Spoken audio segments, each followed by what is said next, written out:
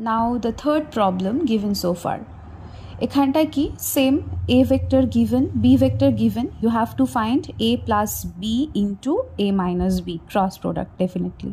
তো প্রথমে a plus b এর ভ্যালু বের করব কিভাবে, a ভেক্টরের ভ্যালু প্লাস b ভেক্টরের ভ্যালু পুট করলাম। এবার নর্মাল যেরকম আমরা অ্যালজেব্রিক সাম করি সেম, মানে 2i cap plus 3i cap হয়ে গেল 5i cap, 3j cap plus 2j cap হয়ে গেল 5j cap, k cap plus 4k cap 5k cap, ডান।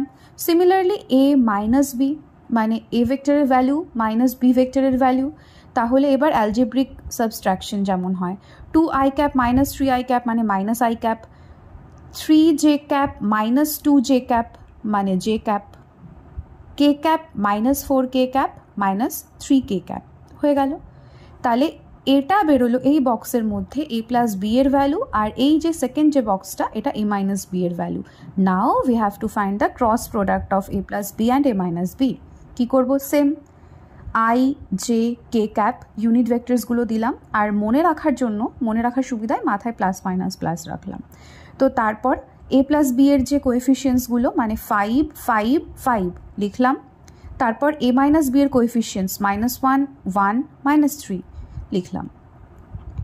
এবার কি করব, যেরমভাবে আমরা ক্রস প্রোডাক্ট বের করি i ক্যাপ ইন্টু i ক্যাপের কলাম বাদ বাকি দুটোর মধ্যে cross multiplication 5 into -3 -15, 5 into -5 into 1 5 হয়ে গেল, minus j cap into j ক্যাপের কলমেরগুলো বাদ, তাহলে 5 ইন্টু -3 -15 মাইনাস 5 ইন্টু 1 -5, তো মাইনাসে মাইনাসে প্লাস এখানে একবারে করে দিয়েছি, প্লাস কে ক্যাপ ইন্টু কে ক্যাপের কলমেরগুলো বাদ যাবে, 5 ইন্টু 1 5 মাইনাস 5 ইন্টু -1 -5, তো মাইনাসে মাইনাসে ফর্মুলার মাইনাস আছে প্লাস 5 হয়ে গেল।